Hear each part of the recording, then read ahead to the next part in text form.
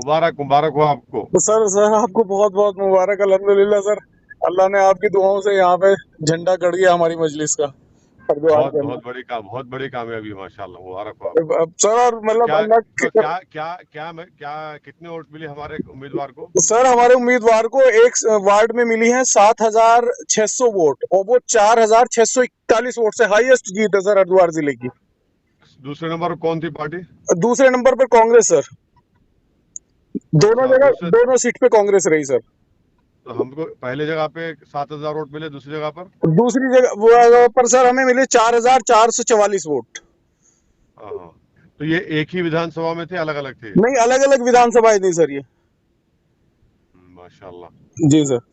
चलिए, मुबारक मुबारक मियां साहब, आपकी कामयाबी है, अल्हम्दुलिल्लाह। जजाकल्ला सर, आपकी दुआओं का समरा है सर, अल्लाह का करम है सर। नहीं नहीं नहीं, अल्लाह आपकी मेहनत, आपकी ये क्रेडिट पूरा आपको जाता है, मुबारक हो आपको। जजाकल्ला सर, जजाकल्ला सर। सबको सलाम बोलिए, शुक्रिया बोलिए सबको। जी ठीक है सर, मैं इंशाल्लाह सबको सलाम। जी सर, सलाम अस्सलाम अलैकुम, वालेकुम, सलाम। अस्सलाम वालेकुम।